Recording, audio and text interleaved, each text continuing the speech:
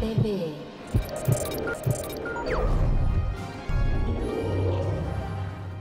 Me toca hablar sobre un tema que es realmente muy interesante para todos los alergólogos, pero en general para todos los que nos guste la alergia, porque habla sobre los mecanismos inmunológicos y cuáles son algunos biomarcadores que se han relacionado de eficacia en la inmunoterapia. Y obviamente es un tema que todavía no terminamos tampoco de entenderlo al 100%, entonces vamos a ver qué tenemos actualmente sobre los mecanismos y sobre la forma de medir la eficacia de la inmunoterapia. En los mecanismos esta gráfica me gusta porque hace un resumen muy rápido de cuáles son. Y uno de los más importantes quizá es la inducción de estas células T reguladoras específicas para el alergeno. Si logramos hacer esta inducción de estas células T reguladoras, seguramente van a haber menos respuestas hipersensibles hacia ese alergeno. Y los efectos que tienen estas células reguladoras son sobre muchas otras células y tejidos. Ayudan a la desensibilización de células cebadas, basófilos, eosinófilos, pero también al cambio de anticuerpos de los linfocitos B, de IgE hacia IgG4, también a nivel periférico en la producción de moco, por ejemplo en la rinitis o en el asma, y también en la proporción de otras poblaciones de linfocitos T. ¿Qué podemos ir desglosando un poco de estos mecanismos? En cuanto a estas células T reguladoras, para que realmente se formen, necesitamos que la célula dendrítica convenza a un linfocito T a volverse una célula T reguladora. Y si lo logra hacer, entonces esta T reguladora podrá activar algunos otros mecanismos para inhibir a células cebadas y basófilos que ya estén sensibilizados con moléculas de IgE en sus receptores, y a disminuir la activación de estos linfocitos T cooperadores tipo Th2. La desensibilización, tanto de células cebadas como de basófilos, quizá es uno de los efectos más rápidos, como vamos a ver, de la inmunoterapia, y lo que ayuda a que haya menos reacciones y rápidamente mejoren los pacientes. Lograr que un linfocito Th2 deje de responder, sea enérgico o definitivamente desaparezca esa familia, hagamos una delesión de esos linfocitos Th2 específicos, va a ser más tardío, y la inducción de estas células T reguladoras van a ayudar a eso. Pero no solamente las T reguladoras contribuyen, sino también las células dendríticas que convenzamos a ser tolerogénicas y que se disminuya la activación, sensibilización y sobrevida de estas células que están respondiendo exageradamente, como los Th2, pero tal vez también Th1, Th17, tal vez T citotóxicos y hasta células dendríticas. ¿Cómo hacen esto las células T reguladoras?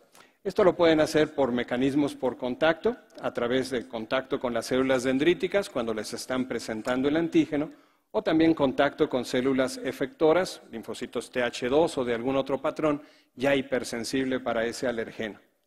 Hay varias moléculas que se han descrito por contacto que pueden participar en esa inhibición hacia las células dendríticas o hacia las células efectoras. Y bueno, todas estas moléculas de contacto, sobre todo el CTLA4, algunos otros como el LAC3, pueden ayudar a que se detenga la activación de esas células efectoras o dendríticas. Pero además la T reguladora puede mandar algunas en ese contacto, puede mandar granzimas, puede mandar galectina 1, que de diferentes mecanismos, pero finalmente inducen la apoptosis de esa célula efectora para que no siga activa y no siga causando respuestas inflamatorias. Además del contacto directo, célula-célula, también la célula T reguladora puede liberar citocinas y algunas otras moléculas como la adenosina que ayuden a inhibir a estas células. Y bueno, las citocinas, sobre todo interleucina 10, factor beta de crecimiento y transformación e interleucina 35, son quizá las más conocidas para inhibir a estas células efectoras y dendríticas para que no sigan causando la respuesta intensa. También los linfocitos T reguladores pueden secuestrar la interleucina 2, aprovechar más la interleucina 2 que otros linfocitos, y con esta depresión, esta disminución de interleucina 2, ayudar a que haya menos linfocitos T efectores activos y cada vez más células T reguladoras con receptores para esa interleucina 2, CD25, y que con ese receptor esté capturando más interleucina 2 del medio ambiente. Todo esto hace que los T efectores se mueran, por decirlo así, de hambre, porque ya no tienen el estímulo más importante que es para cualquier linfocito T, esta interleucina 2 en su activación. En algunos estudios, por ejemplo, en la inmunoterapia epicutánea, se ha encontrado algo curioso. Siempre pensamos que las células T reguladoras, cuando expresan FOXP3, este gen, este factor nuclear, es el que más nos ayuda a que tengan esta función reguladora. Y seguramente es cierto, pero en la inmunoterapia epicutánea también se han encontrado T reguladoras con otros marcadores, el LAP positivas, pero FOXP3 negativas, y estas en especial tienen la capacidad de migrar más hacia las mucosas y hacia la piel, y poder inhibir a las células cebadas quizá más eficientemente.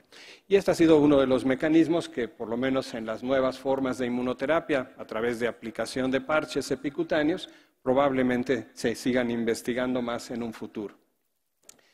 Las células que logran hacer esta tolerancia no son solamente las T reguladoras, son muy importantes para inducir este ambiente de inmunosupresión en mucosas o en piel o en algunos otros sitios, pero también ahora sabemos que participan las B reguladoras para producir citocinas como interleucina 10 y TGF-beta y contribuir a ese ambiente de inmunosupresión, y las mismas células dendríticas, ahora ya reguladoras, que también estén a los nuevos TH0, induciéndolos a ser T reguladores y ya no algún otro T efector inflamatorio.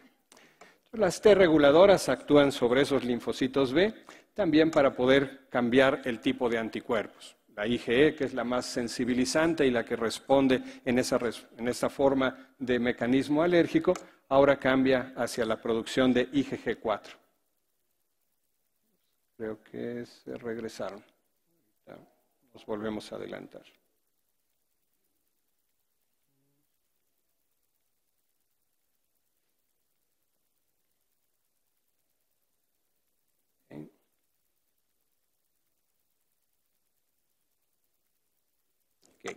Hacia la producción de esa IgG4. Y también para que esos linfocitos B se vuelvan B reguladores. Y estos B reguladores no solamente son los que van a ayudar a la producción también de esa IgG4 específica para el alergeno, que va a ayudar a la competencia, a disminuir la respuesta por IgEs específicas hacia el alergeno, pero también hacia la producción de más citocinas antiinflamatorias, en especial interleucina 10. Y este mecanismo de producir IgG4 desde hace muchos años fueron de los primeros mecanismos que se encontraron inmunológicos de la inmunoterapia.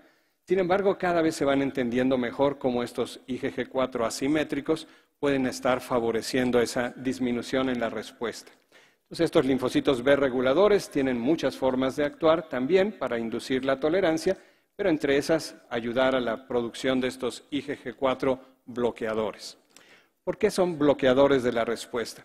Al principio, normalmente en cualquier respuesta inmunológica, ya lo veíamos hace rato en el módulo en este mismo auditorio, se producen anticuerpos con la misma especificidad en cada uno de sus brazos hacia el mismo alergeno o hacia el mismo antígeno en general.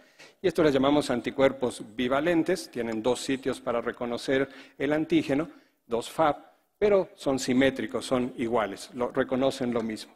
Pero en el caso de las IgG, y en especial la subpoblación de IgG4, ellos pueden hacer cambios en sus brazos y pueden volverse asimétricos y tener diferente especificidad.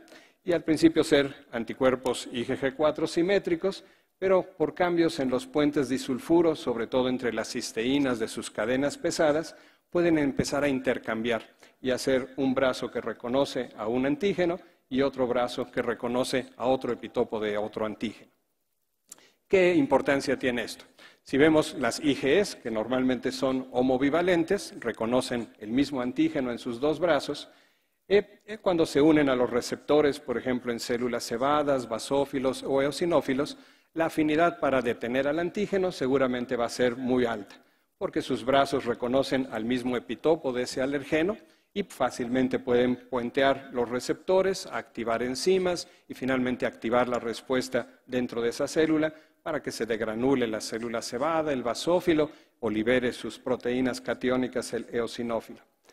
Pero si los IgG4 intercambian brazos y de un brazo con una especificidad le ponemos otro brazo con una especificidad diferente, ya son heterobivalentes, entonces cuando se unan a receptores no para IgE, sino para IgG, también en células cebadas, basófilos y eosinófilos, la especificidad hacia el alergeno va a quedar ahora mucho más separada, va a ser menos afín y esta menor afinidad, no alcanzar bien esos epitopos alergénicos, van a reflejarse en menor activación de estas células. Entonces compiten con la IgE para la unión del alergeno, pero al mismo tiempo disminuyen la activación de las células al unirse a receptores que son también inhibitorios para estas células. Para que se induzca la tolerancia, dos citocinas han sido muy importantes, hasta ahora conocidas, la interleucina 10 y el factor beta de crecimiento y transformación. Y estas dos citocinas son las que ayudan a producir más células reguladoras, tanto dendríticas como linfocitos B reguladores, también al cambio de isotipo de IgE hacia IgG4 y a la inhibición de células efectoras. En este artículo, ya publicado hace tiempo por los doctores Agdis, resumen muy bien cuáles son los efectos de cada una de esas citocinas. Y aunque son muy parecidos, la interleucina 10, por ejemplo, inhibe la maduración de las células dendríticas. Esto significa que va a haber menos moléculas de histocompatibilidad para presentar alergenos, menos moléculas coestimuladoras para activar a esos linfocitos que responden hacia el alergeno. Todo eso va a hacer que haya menor activación de linfocitos T y menor producción de citocinas inflamatorias. Y además la interleucina 10 puede actuar sobre los linfocitos T, específicos para el alergeno, aumentar la sobrevida de los B para que produzcan más IgG y en especial IgG4, pero disminuyan la cantidad de IgE específica. Y las T reguladoras aumentan también gracias a esa interleucina 10 y en especial la población que han llamado TR1, los que más producen interleucina 10 en forma periférica. Y disminuye la activación también de otras células, monocitos, eosinófilos, células cebadas, basófilos, inclusive neutrófilos. El TGF-beta tiene también funciones muy parecidas. Inhibe la maduración de células dendríticas, disminuye también la presentación de los alergenos, pero también se ha visto efectos sobre los receptores para IgE, disminuye la cantidad y la expresión de receptores de alta afinidad para la IgE y hace que se modifiquen las poblaciones de linfocitos T, disminuyan los TH1, los TH2, aumente la población de TH17, pero en especial de más T reguladores. Inhibe la proliferación de linfocitos B para disminuir la producción de IgE, pero junto con la interleucina 5 puede ayudar a que ese linfocito B produzca más IgA. Aumenta también la población de T reguladoras, igual las TR1, que ahora van a producir más de la otra citocina, la interleucina 10, y puede atraer algunas células a ese sitio, sobre todo en funciones de reparación tisular. Este artículo que publicaron los doctores Agdis en el 2014 también es muy útil porque nos resume muy bien cómo son estos mecanismos y cómo estas T reguladoras pueden actuar sobre diferentes poblaciones, finalmente para inhibirlas. Y que estos mecanismos se han demostrado ya muy bien en la inmunoterapia subcutánea y quizá todavía no tan bien, pero cada vez con más estudios en la inmunoterapia sublingual. Entonces hay más evidencia de los mecanismos, quizá porque se tiene mucho más tiempo, más de 100 años de uso de la inmunoterapia subcutánea, y aunque ya son varias décadas en la inmunoterapia sublingual, todavía falta quizá más estudios para encontrar diferencias en estos mecanismos y que realmente sea igual de útil. Sí es útil, pero todavía no han demostrado tantos mecanismos como la subcutánea.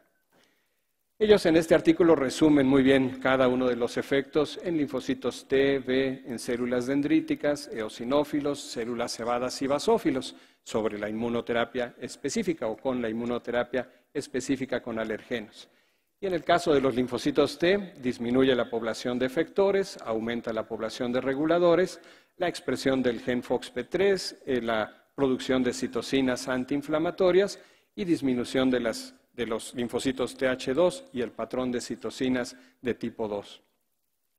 En los linfocitos B, aumenta tempranamente la producción de IgE, después disminuye esa producción de IgE para ir aumentando la producción de IgG4 y también de IgA, disminuye la presentación de IgE, que también hacen los linfocitos B, y aumenta la población reguladora, que a veces le han llamado también BR1, porque en especial producen más interleucina 10.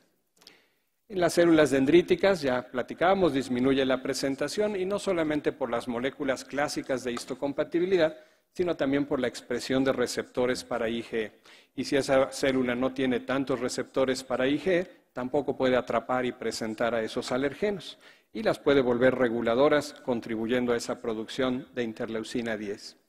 Y en células cebadas, eosinófilos y basófilos, se ha visto que disminuyen el número, disminuye su activación, disminuye la producción de mediadores químicos y su liberación, igual que citocinas proinflamatorias, y también aumentan la expresión de receptores para histamina tipo 2, receptores tipo 2 para histamina, que se ha visto que estos receptores son inhibitorios sobre las células.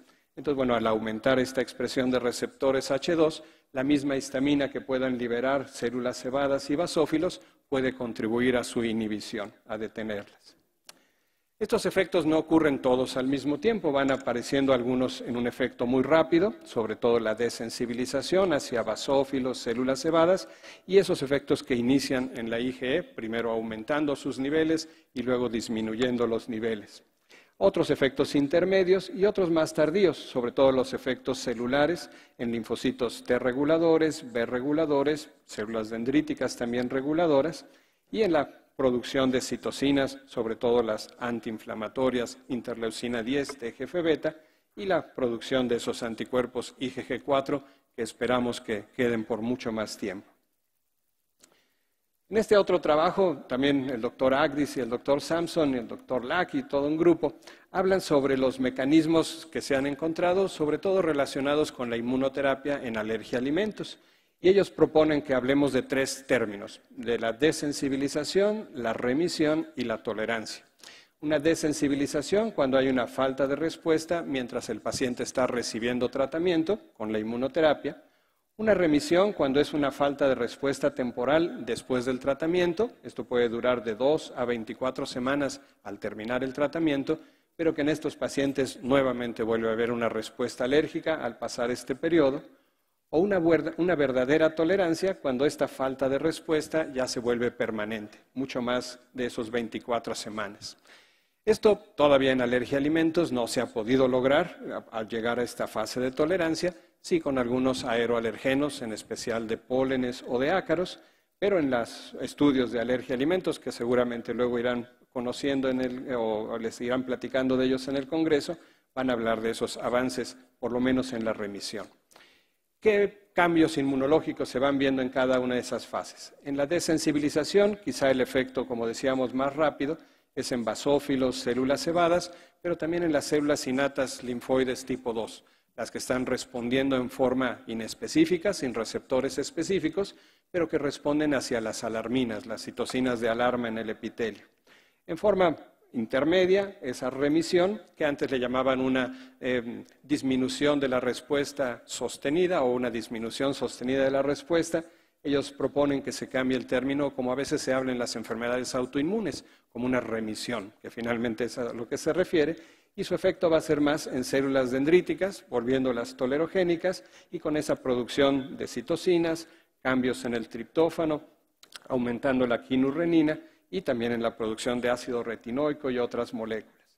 O llegar a la verdadera tolerancia, cuando podamos hacer células B reguladoras que no solamente cambien el isotipo de anticuerpos hacia IgG4, sino también contribuyan a esa tolerancia en forma permanente y la inducción de esas T reguladoras específicas con muchos de los mecanismos. Para hablar de marcadores, de biomarcadores, que fue el tema que también me incluyeron la doctora Larenas y el doctor Gómez Vera, afortunadamente está este artículo que me salvó la vida, porque ahí habla de los mecanismos y de los biomarcadores predictivos que actualmente conocemos. Y es un artículo muy interesante del doctor Dharam y del doctor Shamji, donde hablan del efecto de la inmunoterapia que realmente puede ser duradero si por lo menos usamos 3 años continuos en la forma de inmunoterapia sublingual o subcutánea que conocemos hasta ahora mejor. Habrá cambios seguramente cuando hablemos de inmunoterapias intralinfáticas o algunas otras formas, pero por lo menos en los dos que conocemos más todavía, esos 3 años tienen que ser sin pausas para lograr un verdadero efecto de tolerancia duradero. Y los mecanismos, bueno, ellos resumen todo lo que hemos estado platicando ahorita, pero le agregan algo interesante. La población de TH2 no es igual, sino en especial los TH2A son los que más disminuyen. Y no solamente aumentar la población de T reguladoras que tengan un efecto inmediato, sino también las T reguladoras que puedan quedar de memoria. Y esa memoria se vuelva a largo plazo lo que más ayude a curar probablemente esa respuesta exagerada. Si nosotros queremos evaluar cuál es la utilidad de un biomarcador, pues lo que tenemos que hacer es comparar el tratamiento que estamos indicando con el biomarcador que nos ayude a ver su eficacia y la respuesta clínica que tenga el paciente. Y lo que queremos es tener un buen biomarcador que correlacione en forma perfecta con la evolución clínica.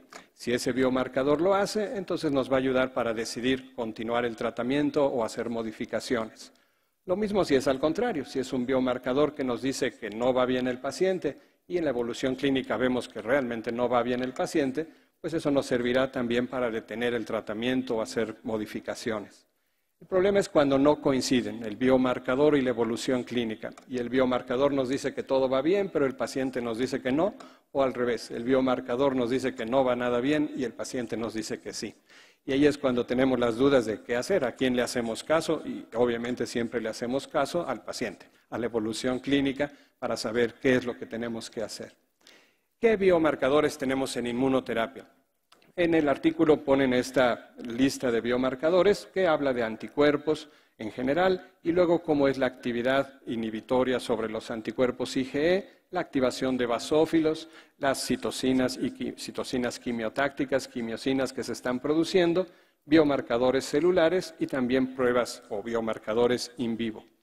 Y aquí, bueno, desglosando esa tabla, en el caso de los anticuerpos, hablan, por ejemplo, de la IgE específica, sérica, que podemos medir, o la IgE total, o la relación entre la IgE sérica específica y la IgE total.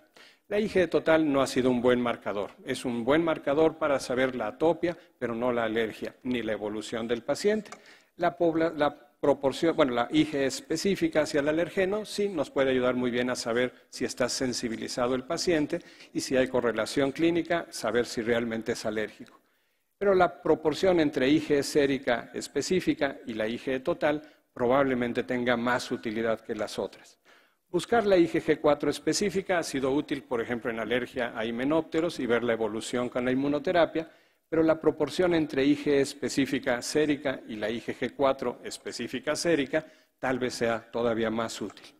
Las pruebas de inhibición de IgE a través de diferentes inmunoensayos es básicamente para buscar esas IgGs que pueden bloquear la actividad de la IgE y las pruebas de activación de basófilos a través de marcadores CD63 o CD213 que nos ayuden a saber que ese basófilo se está degranulando, está movilizando sus gránulos, o la medición de esta enzima de la diaminooxidasa, que es la que bloquea o mantiene estable a la histamina, y en forma indirecta podemos saber si se activa o no ese basófilo, o directamente la medición de liberación de histamina, BHR en inglés, la liberación de histamina por basófilos. Ellos en el estudio comparan la inmunoterapia subcutánea con la inmunoterapia sublingual o con la tolerancia. Y ven que, y comparando con un paciente con rinitis alérgica, ven que los niveles de IgG4, por ejemplo, se han visto mucho más con la inmunoterapia subcutánea. Menos, sí más que el paciente que no recibe inmunoterapia, pero menos todavía en la inmunoterapia sublingual. Entonces, no podemos utilizarlo todavía como un biomarcador tan exacto como quisiéramos. En el caso de la IgE unida a receptores en células B, se ha visto que, el paciente que no recibe inmunoterapia están muy altos esos niveles de IgEs unidas a receptores y en los pacientes con inmunoterapia subcutánea empiezan a disminuir. Nuevamente más que en la inmunoterapia sublingual, aunque también en la sublingual disminuye. En el caso de la enzima, la diaminoxidasa, que es una relación inversa con la activación del basófilo, mientras más hay diaminoxidasa, menos activado o menos evidencia de activación tiene el basófilo, porque esa histamina está unida a la diaminoxidasa. También los cambios se ven bastante bien en las dos formas, tanto en la subcutánea como en la sublingual, y en la tolerancia en forma persistente. Y en el caso, por ejemplo, de la liberación de histamina por los basófilos, también nuevamente la subcutánea es la que tiene más evidencia, pero también con un efecto importante de la sublingual y los efectos a largo plazo. Hay más biomarcadores, podemos buscar citocinas y en esas citocinas ver patrón TH2 o patrón TH1 y ver cómo se están comportando durante la inmunoterapia los pacientes. También algunos marcadores celulares y en esos marcadores celulares buscar qué cantidad de células T reguladoras tiene ese paciente, o B reguladoras, o dendríticas en general, y el tipo de dendríticas. Y las pruebas in vivo, que pueden ser las pruebas cutáneas por PRIC o intradérmicas, o las pruebas de reto nasal, o por cámaras de exposición, o reto bronquial, o reto oral, son útiles pero muy variables. No siempre han correlacionado también con la mejoría del paciente. Entonces, hasta ahora, de los biomarcadores que tenemos para la inmunoterapia, desafortunadamente todavía no hay uno 100% exacto. Todavía no tenemos uno que nos ayude a saber bien cuál es la evolución de los pacientes. O tal vez sí, como en este otro artículo hablan los doctores, otra vez Agdis y O'Mahony, que ellos hablan de otro estudio de Gegen y colaboradores que busca marcadores tempranos para eficacia en pacientes con rinoconjuntivitis alérgica, alérgicos a diferentes pastos, le dan inmunoterapia sublingual con tabletas comparados con placebo y ven que desde los 2 meses de inmunoterapia sus células dendríticas empiezan a tener cambios. Cuando ve uno el artículo de Gegen y su grupo, realmente es muy notorio. Ellos hablan de células dendríticas tipo 2, las que están favoreciendo más la respuesta alérgica, y células dendríticas reguladoras, las que están deteniendo esa respuesta.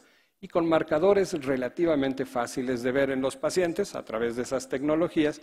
Y bueno, así pudiéramos tal vez algún día próximo, en algún futuro no muy lejano, poder saber si el paciente está muy tempranamente respondiendo bien o no a la inmunoterapia. Estos cambios empiezan tempranamente y podemos ver antes de pasar más tiempo si el paciente va o no a hacer efectiva ese tratamiento en él. Y otra esperanza actual son las células TH2A. Estas células TH2A ya desde hace años se están hablando de ellas como un subtipo de las TH2 que correlacionan más con la respuesta alérgica. Y en especial este grupo de investigadores que son los que más han estado publicando sobre estas TH2A, el doctor Wambre y su equipo. Y ellos hablan de que estas TH2A tienen marcadores diferentes a las TH2 convencionales y que se relacionan mucho más con la actividad alérgica. Una TH2 convencional no es patogénica y eso nos puede ayudar a entender por qué los TH2 a veces los vemos como malos y no siempre son malos, son muy buenos para ayudarnos a hacer cambios de isotipos, activar células cebadas, linfocitos B, sobre todo en la respuesta hacia el mintos. Pero ¿qué es lo que los vuelve hiperactivos? ¿Qué es lo que los vuelve más agresivos? A eso le han llamado células TH2A, que son las que pueden estar participando en la clásica respuesta de hipersensibilidad tipo 1, mejor ejemplo la anafilaxia, o inclusive algunas no mediadas por IgE como la hipersensibilidad 4B.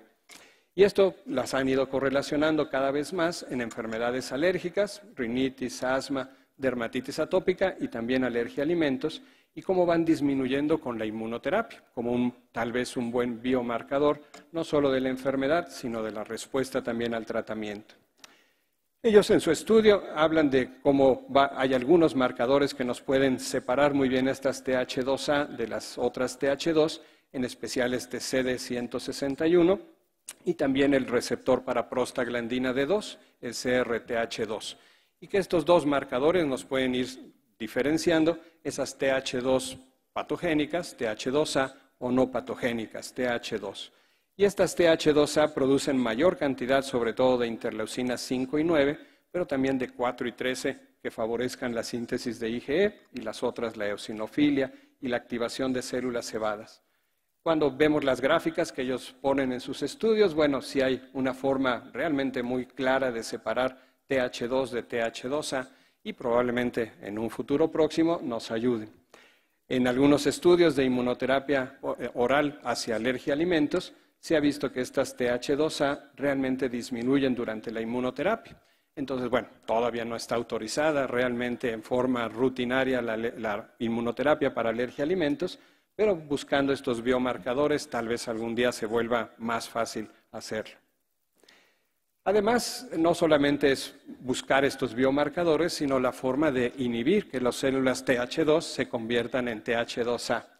Y estas dos formas es a través tal vez de bloquear a las alarminas, ya hay estudios para poder bloquear a esas antiinterleucina 25, 33 o TSLP, o también antagonistas del receptor de prostaglandina D2 para que no pueda cambiar a esta célula. ¿Qué podemos concluir ya en el último 50 segundos que me quedan?